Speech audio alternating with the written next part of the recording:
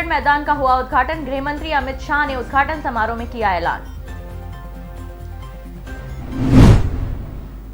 राहुल गांधी के बयान पर घमासान बवाल। कांग्रेस बोली बांटना आपका काम। करनाल के घोगड़ीपुर गांव के पास पटाखा फैक्ट्री में धमाका, 3 कर्मचारियों की मौत। नमस्कार, मैं हूं शाहीन और अब खबरें विस्तार से। हरियाणा के करनाल में बड़ा हादसा हुआ। करनाल के घोगड़ीपुर गांव के पास पटाखा फैक्ट्री में धमाके होने के चलते 3 कर्मचारियों की मौत हो गई। वहीं एक की हालत गंभीर बनी हुई है। जान गंवाने वाले तीनों कर्मचारी तमिलनाडु के रहने वाले थे। पुलिस मामले की जांच में जुट चुकी है। करनाल में कल रात घोगड़ीपुर फाटक के पास स्थित एक पटाखा फैक्ट्री में जबरदस्त धमाके के बाद आग लग गई, जिसके बाद पूरी फैक्ट्री को आग ने अपनी चपेट में ले लिया।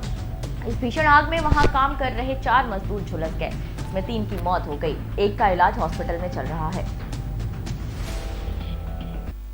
गुजरात के अहमदाबाद स्थित दुनिया का सबसे बड़ा क्रिकेट स्टेडियम मोटेरा स्टेडियम अब नरेंद्र मोदी स्टेडियम के नाम से जाना जाएगा।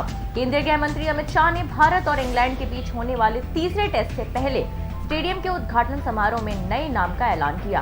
अमित शाह ने ऐलान किया है कि हमने यहाँ इस तरह की सुविधा कर दी है कि 6 महीने में ओलंपिक, एशियाड और कॉमनवेल्थ जैसे खेलों का आयोजन हो सकता है। उन्होंने कहा है कि अहमदाबाद को अब स्पोर्ट्स सिटी के नाम से जाना जाएगा। नरेंद्र मोदी ने बतौर गुजरात सीएम इसका सपना देखा था, जो अब पूरा हुआ।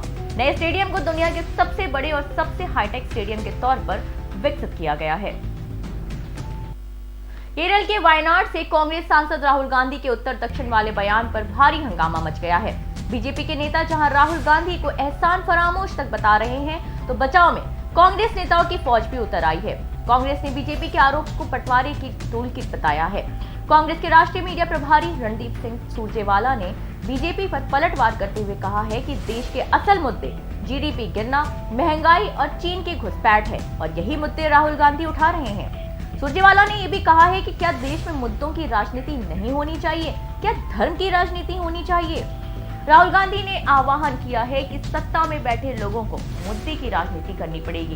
प्रधानमंत्री चीन से डरते हैं, ये भी देश को बताना पड़ेगा।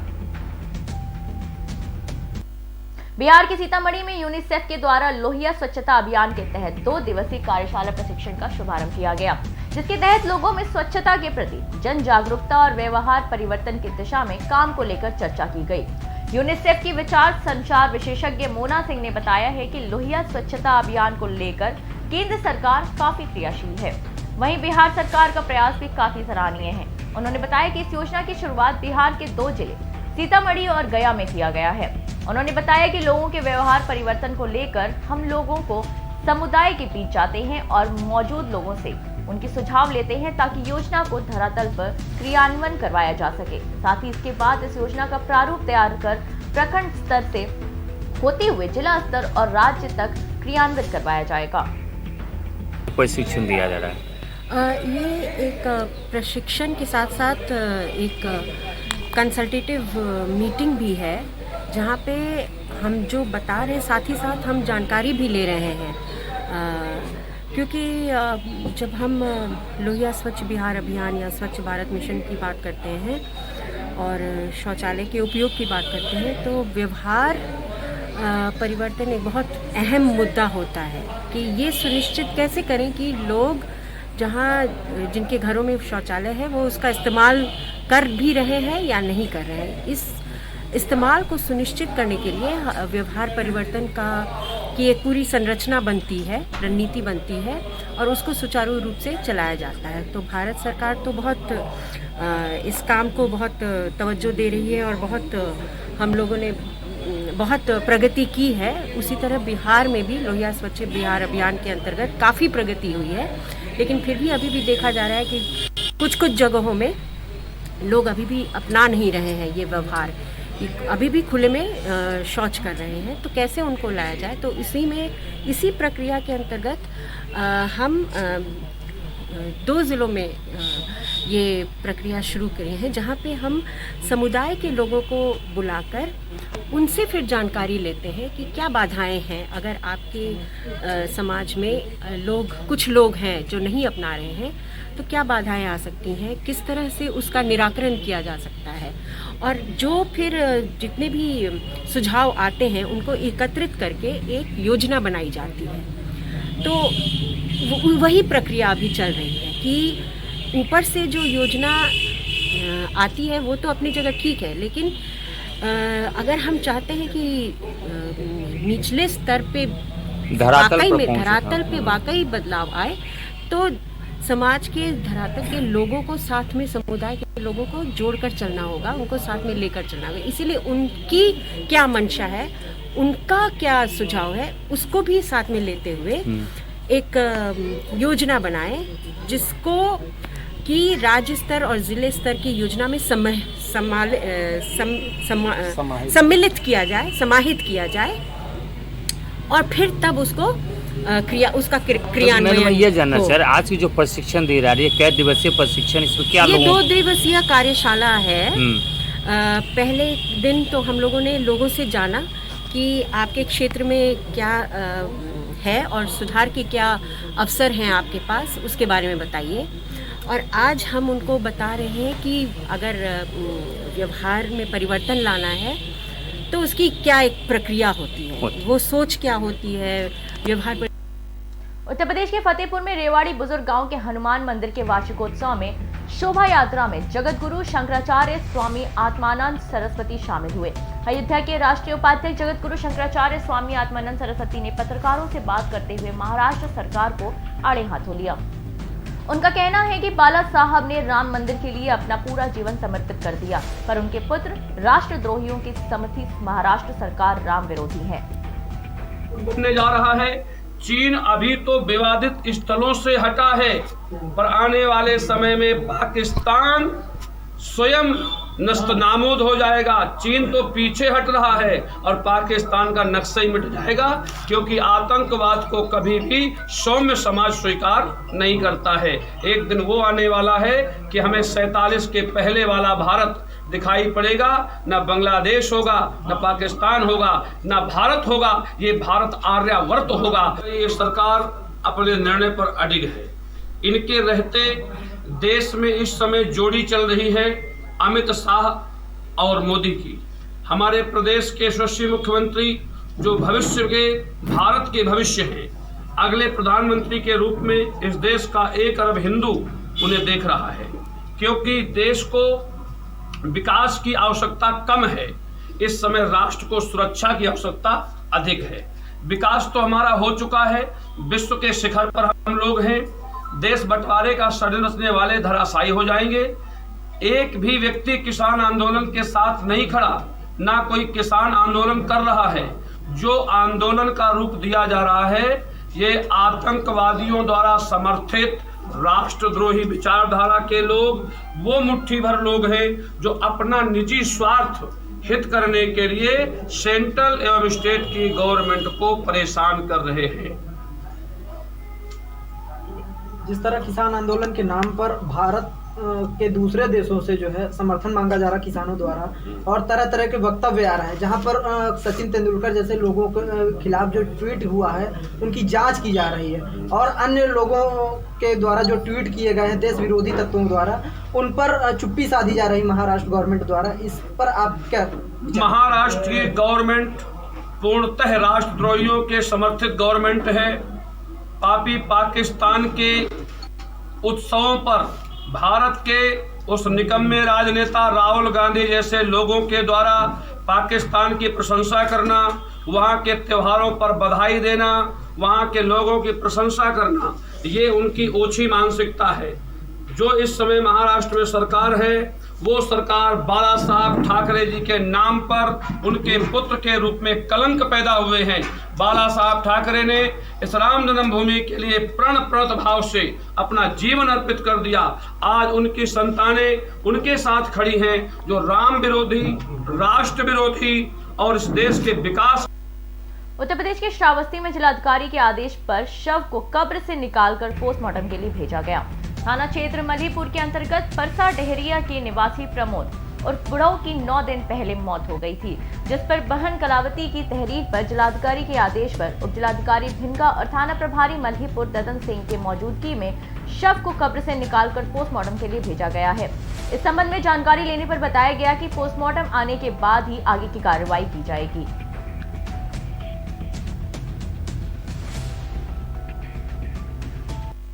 उत्तर प्रदेश के श्रावस्ती में मल्हीपुर के अंतर्गत हरदल नगर ग्रंट बाजार चौकी की एक ट्राली पलट गई।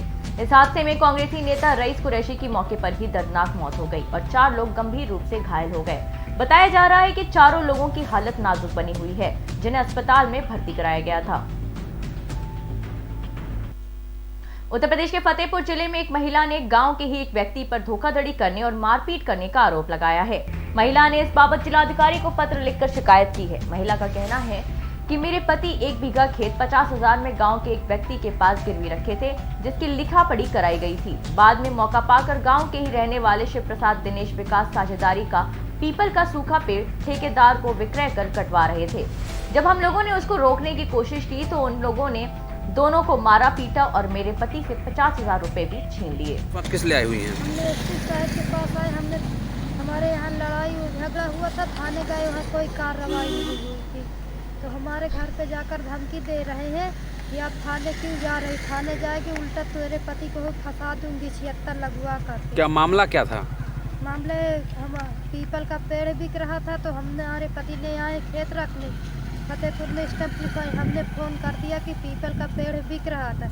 हमारे पति ने घर नहीं गए, सीधा पीपल के पेड़ के पास पहुँचे तो वहाँ बोले कि इसमें मेरा भी हिस्सा मुझको भी चाहिए। तो उधर वाले ने शिव प्रसाद और विकास दिनेश ने मिलकर तीनों लोग मारने लगे हैं। मारपीट की आवाज़ हमने सुना तो हमने दौड़ा, उनको छोड़ करके मुझको भी मारा। अब मारते पूरा पैसा छीन लिया 50,000, मुझको भी मारा। मेरा हाथ पकड़कर विकास ने ज़मीन पर पटक दिया और दिनेश ने मेरा पैर पकड़कर खींच रहा था। मारते मारते मुझको विलज्जित कर दिया गया। थाने गई आप? मैंने थाने गई, वहाँ मेरी कोई कार्रवाई नहीं सुनी गई थी। आज आप इस पर पहुँचाई हैं, क्या आश्वासन मिला? यहाँ पे मुझको कहते जाइए, मैं तुम्हारी कार्रवाई सुनूंगा। क्या नाम आपका? मेरा नाम कुसुमा है। कहाँ की रहने वाली हैं? मैं नारायणपुर। थाना क्षेत्र कौन सा है? असोथा। किस लिए आई हुई हैं? हमने एसपी साहब के पास आए। उत्तर प्रदेश के बहराइच में ग्रामीण आजीविका मिशन की बीटू नाम से एक बाजार लगाई गई है। इस बाजार का उद्घाटन जिलाधिकारी शंभू कुमार ने किया। इस बाजार में स्वयं सहायता समूह की तरफ से निर्मित किए गए तमाम तरह की वस्तुएं उपलब्ध कराई जाएंगी। इतना ही नहीं, इस बाजार में आम आदमी की जरूरतों की हर वस्तुएं न्यूनतम मूल्य पर उपलब्ध है। इस मौके पर जिलाधिकारी शंभू कुमार ने कहा है कि ग्रामीण क्षेत्र की स्वयं सहायता समूह में जुड़ी महिलाएं मेहनत करके तमाम तरह का उत्पाद तैयार कर तो लेती हैं, लेकिन उन्हें सही मार्केट न मिलने की वजह से वह उत्पाद बिकने में समस्या आ रही थी। लिहाजा शहर के बीचों बीच इस बाजार को लगाया गया है ताकि ग्रामीण क्षेत्र से उत्पाद किया हुआ सामान यहां पर उचित मूल्यों में बिक सके। डीएम साहब, आज आपने बीटू बाजार का निरीक्षण किया है, क्या उद्देश्य है इसका, क्या कहना चाहेंगे? देखिए, भारत सरकार के द्वारा और उत्तर प्रदेश सरकार के द्वारा एक आजीविका मिशन चल रहा है, जिसका उद्देश्य है कि ग्रामीण क्षेत्र की जो महिलाएं हैं वो रोजगार करके इनकम जनरेट करें और अपने परिवार का अपना विकास करें। तो इसमें हम लोगों ने देखा है कि हमारे ग्रामीण क्षेत्रों में जो महिलाएं अपना प्रोडक्ट बना रही हैं, उनको जो अपने मुख्य शहर का जो मार्केट है वो नहीं मिल पा रहा है। तो इसलिए हम लोगों ने मुख्य शहर में एक टेम्पररी स्ट्रक्चर बनाया है और जो ग्रुप, जो आजीविका मिशन के ग्रुप हैं जो अपना प्रोडक्ट बेचना चाहते हैं, उनको हम लोगों ने प्लेटफॉर्म दिया है और मुझे पूरा विश्वास है कि अभी तक उनके प्रोडक्ट को जितना मार्केट मिल पा रहा था, आने वाले समय में ज़्यादा मार्केट मिलेगा, ज़्यादा इनकम होगा और सरकार का जो उद्देश्य है कि ग्रामीण महिलाओं की गरीबी दूर करना, उनका इनकम बढ़ाना, उसमें सफलता मिलेगी। जैसे डीएम साहब, इन लोग को बढ़ावा देने के लिए जिला प्रशासन क्या कर रहा है? देखिए, हम लोगों ने ये प्लेटफॉर्म बनाया है और निश्चित रूप से अगर किसी व्यक्ति को किसी के प्रोडक्ट को मार्केट मिल जाता है तो मार्केट से लिंकेज हो जाता है, तो उसके आगे उनको किसी अन्य सहायता की ज़रूरत नहीं है। उनका प्रोडक्ट खुद अपना दाम मार्केट से लेगा और जो इनकम बढ़ेगा उससे उनके परिवार में हर तरह के विकास की चीज़ आएंगी, चाहे वो शिक्षा का बात हो, चाहे स्वास्थ्य की बात हो, चाहे रोजगार की बात हो, वो सारी चीज़ें अपने आप इनकम बढ़ने के साथ साथ आ जाएंगी। उत्तर प्रदेश के कौशाम्बी में पुलिस ने एक अंतर्राज्यीय साइबर लुटेरे को गिरफ्तार कर लिया है। आपको बता दें कि ठगी करने वाला शख्स खुद को यूपी के मुख्यमंत्री का ओएसडी बताकर राम मंदिर निर्माण के नाम पर अधिकारियों से ठगी करता था। जानकारी के मुताबिक उसने अभी तक छोटे बड़े अधिकारियों को मिलाकर लाखों का चूना लगाया है। इतना ही नहीं, साइबर अपराध करने के लिए शातिर टीवी सीरियल क्राइम पेट्रोल और सीआईडी देखा करता था। बड़े बड़े अधिकारियों को सीएम का ओएसडी बन करके ठगी करता है, क्या है पूरा मामला? देखिए, एक कौशाम्बी पुलिस को एक बड़ी सफलता मिली है। एक व्यक्ति अरविंद कुमार मिश्रा उर्फ अजय मिश्रा, ये व्यक्ति अपना नाम पंकज सिंह करके माननीय मुख्यमंत्री जी का अपने आप को ओएसडी बताता था और ज़िले के अधिकारियों को ये फ़ोन करता था और उनसे किसी न किसी कारण को लेकर पैसे मांगता था। कई सारे अधिकारियों को उसने इस तरह से उनसे पैसे लिए हैं और कईयों से उसने कॉल किया है। उसकी सारी डिटेल्स हम लोगों को मिली हैं। इसके पास से कई सारी डायरियाँ मिली हैं जिसमें उन सभी लोगों की डिटेल्स मौजूद हैं। ये व्यक्ति अमेठी का रहने वाला है और ये पश्चिम बंगाल और झारखंड में जाके अपने क्राइम को अंजाम देता था। इसको हमारी साइबर और सर्विलांस टीम ने मिलकर इसको पकड़ा है और इसके लिए मैं अपनी टीम को नगद पुरस्कार से पुरस्कृत कर रहा हूँ। आगे इस चीज़ को हम लोग डेवलप कर रहे हैं कि जो व्यक्ति शासन की छवि को धूमिल कर रहा था, इसके और भी कुछ लोग मेंबर्स हैं कि नहीं इसके साथ, और किस तरह के अपराध इसने किए हैं, वो सारी चीज़ों की छानबीन की जा रही है और इस मामले को हम लोग आगे डेवलप कर रहे हैं। ये कहाँ से इंस्पायर होकर इस तरह के अपराध को अंजाम दिया? इसका कहना है कि क्राइम पेट्रोल और सीआईडी देखता था और वहीं के एक सीआईडी में ही एक किरदार है पंकज, जिससे कि प्रभावित होकर इसने अपना नाम पंकज सिंह रखा। और सबसे बड़ी बात है कि ये इतना निडर है कि ये अपने आप को सारी चीज़ें माननीय मुख्यमंत्री जी का ओएसडी बताता है और सभी अधिकारियों की डिटेल्स इसके पास हैं और कॉन्फिडेंस के साथ ये अधिकारियों को फ़ोन करता है और उससे पैसे लेता है। तो उन सभी लोगों के बयान लिए जाएंगे, सभी से बात किया जाएगा और इस मामले में इसको सज़ा हो, कठोर से कठोर सज़ा हो, इसके लिए हम लोग प्रयास करें। क्या क्या बरामद हुआ? इसके पास से कई सारी चेकबुक्स बरामद हुई हैं, कुछ डायरियाँ बरामद हुई हैं, इसके अकाउंट वगैरह की डिटेल हम लोग निकलवा रहे हैं और कुछ होटल की रिसीट्स वगैरह भी मिली हैं जहाँ पर ये रुकता था और वहीं से ये घटना को अंजाम देता था। क्या सर राम मंदिर नाम की कुछ वसूली? ये भी आया है सामने कि कुछ लोगों से इसने इस नाम से भी पैसे लेने का प्रयास किया है और उस चीज़ को भी हम कंफर्म कर रहे हैं और आगे उस चीज़ को डेवलप करेंगे। बड़े बड़े अधिकारी। उत्तर प्रदेश के मुरादाबाद में बुद्धि विहार निवासी बैंक कर्मचारी की पत्नी ने फांसी लगाकर आत्महत्या कर ली। पुलिस ने पायल की मौत के मामले में छानबीन शुरू कर दी है। इंद्रपाल की पत्नी पायल का शव कमरे में लगे पंखे के कुंडे से दुपट्टे के सहारे लटका हुआ था और पायल के पैर जमीन से लगे हुए थे। पुलिस इस मामले को संदिग्ध मानते हुए जांच कर रही है कि आखिर पायल ने आत्महत्या की है या किसी ने उसकी हत्या कर आत्महत्या का रूप दिया है। फिलहाल पुलिस ने पायल के शव को कब्जे में लेकर पोस्टमार्टम के लिए भेज दिया है। पुलिस अब पायल के मायके वालों के आने का इंतजार कर रही थी, जिसके आने के बाद ही स्पष्ट हो पाएगा कि पायल की मौत का क्या कारण है। पायल के पति इंद्रपाल के मुताबिक उनका कोई भी झगड़ा नहीं हुआ था, बस पायल थायराइड की बीमारी से पीड़ित थी, लेकिन ये इतनी भी बड़ी बात नहीं थी कि वो मानसिक तौर पर पीड़ित होकर आत्महत्या कर ले।